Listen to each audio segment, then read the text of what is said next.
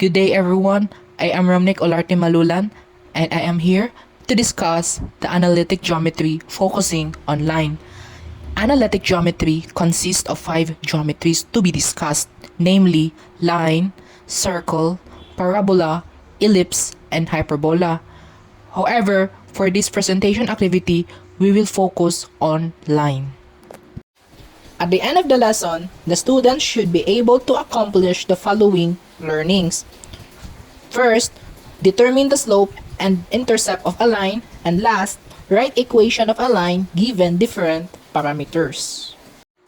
Before discussing the lesson about analytic geometry focusing on line, the students should be expected to master the following concepts. First, graphing on a Cartesian plane. It includes graphing points on a Cartesian coordinate system given with x and y values, which is called an ordered pair. And last, solving equations. It includes solving several equations using algebra manipulation and using tricks to solve for the value of x or y and needed values, etc. Topics to be discussed for this presentation involves definition of line, equation of a line, slope of a line, and lastly, the parallel and perpendicular lines. What is line? Line is a one-dimensional figure that has length but no width and extends infinitely in both directions. It is determined by 2 points on a two-dimensional plane. An example of line is shown in the right, which consists of a line segment with its endpoints. The equation of the line is represented by an equation y is equals to mx plus b. It is in slope-intercept form, where m is the steepness or slope of the line and b is the y-intercept represented by a coordinate or an ordered pair 0, b.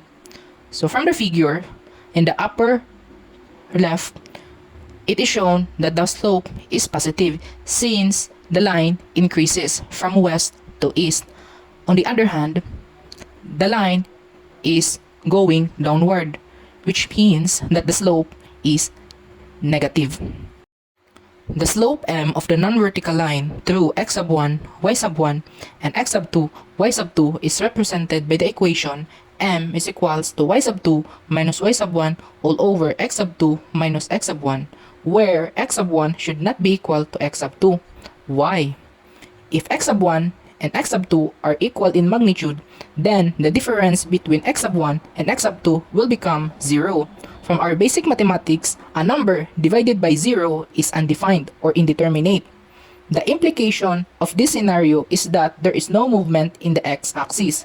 In order to appreciate the slope, we will solve problems. Find the slope of the line passing through question number 1, negative 2, 0, and 3, 1. Second, negative 1, 2, and 2, 2. Third, 0, 4, and 1, negative 1. And last, 3, 4, and 3, 1. From the first question, by letting x sub 1, y sub 1 is equals to negative 2, 0, and x sub 2, y sub 2 is equals to 3, 1, then the slope can be computed as follows. By using the formula for slope, m is equals to y sub 2 minus y sub 1 all over x sub 2 minus x sub 1. Substituting these values to the formula will become 1 minus 0 all over 3 minus negative 2. Simplifying, the equation will become 1 minus 0 all over 3 plus 2. Performing basic operations in mathematics will become 1 over 5. Since the slope of the line is positive in sign, then the trend of the line is going from left to right, as shown in the figure in the right. By letting x sub 1, y sub 1 is equals to negative 1, 2, and x sub 2, y sub 2 is equals to 2, 2, then the slope can be computed as follows. M is equals to y sub 2 minus y sub 1 all over x sub 2 minus x sub 1 equals 2 minus 2 all over 2 minus negative 1. Simplifying, the equation will become 2 minus 2 all over 2 plus 1. From the numerator, 2 minus 2 is equals to 0. On the other hand, in the denominator, 2 plus 1 is equals to 3. 0 divided by 3 is 0.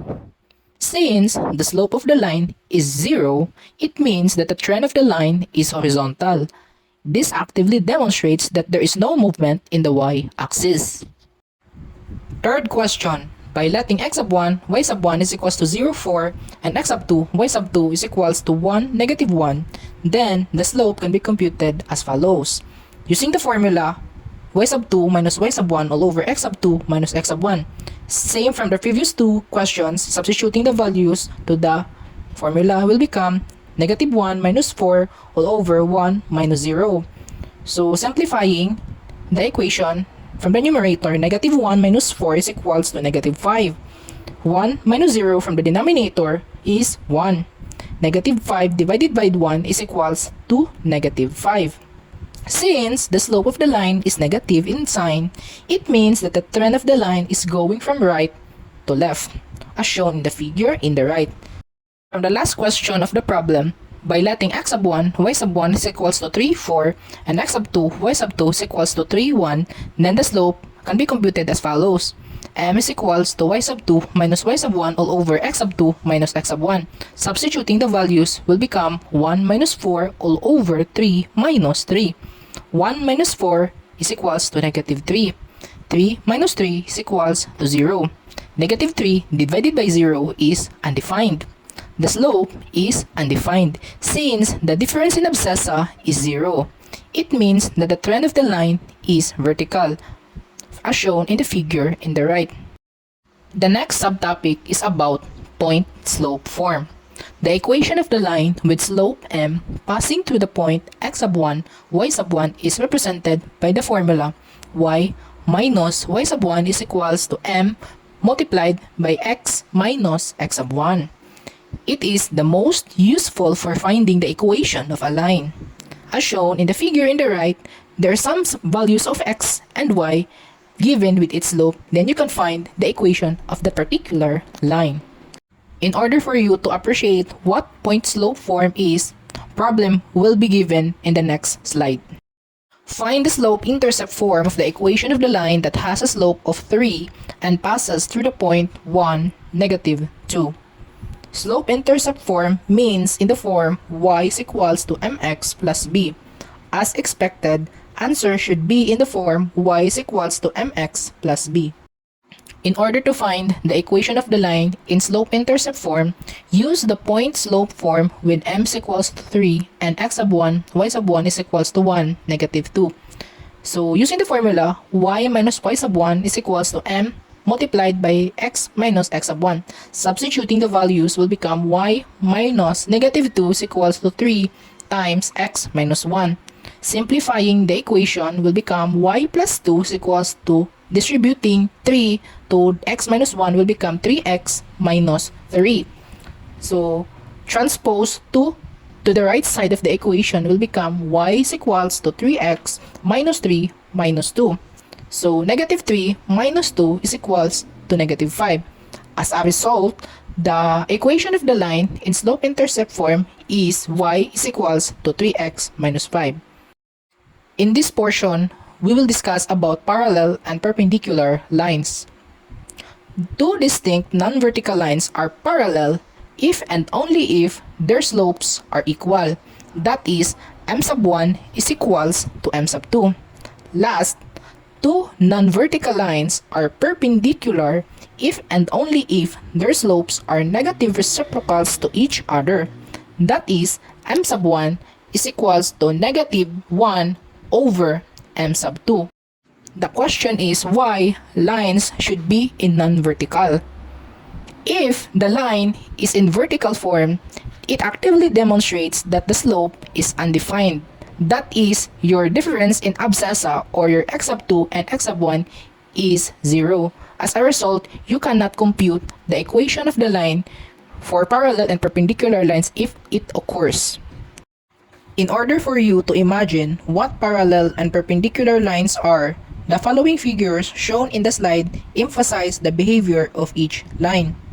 Parallel lines are coplanar infinite straight lines that do not intersect at any point. On the other hand, perpendicular lines are two distinct lines which intersect each other at 90 degrees.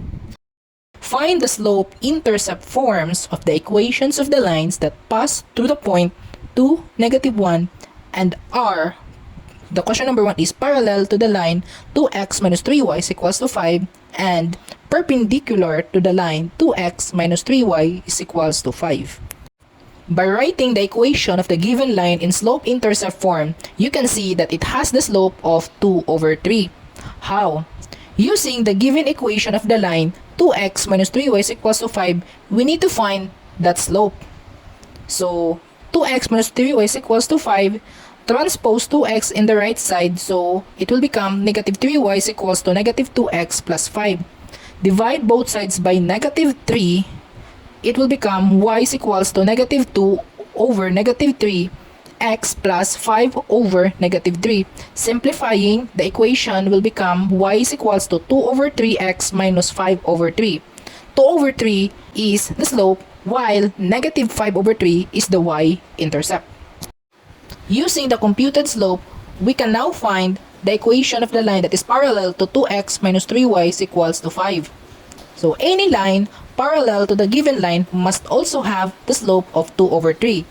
So the line through 2, negative 1 that is parallel to the given line is, by using the point slope form, y minus y sub 1 is equals to m times x minus x sub 1. Substituting the values will become y minus negative 1 is equals to 2 over 3 multiplied by x minus 2. Simplifying, the equation will become y plus 1 is equals to 2 over 3 x minus 2. Multiply both sides by 3, the equation become 3 times y plus 1 equals 2 times x minus 2. Distribute 3 and 2, the equation become 3y plus 3 equals 2x minus 4. Transpose 3 to the right side of the equation turns 3y equals 2x minus 4 minus 3. Minus 4 minus 3 is in similar terms, so we need to combine that. Negative 4 minus 3 is equals to negative 7. So the equation become 3y is equals to 2x minus 7. Dividing both sides by 3, the equation simplifies into y is equals to 2 over 3x minus 7 over 3. This means that this particular equation is parallel to the given equation 2x minus 3y is equals to 5. The second question is, what is the equation of the line that is perpendicular to 2x minus 3y is equals to 5? So any line perpendicular to the given line must have a slope of m is equals to negative 3 over 2, because negative 3 over 2 is the negative reciprocal of 2 over 3.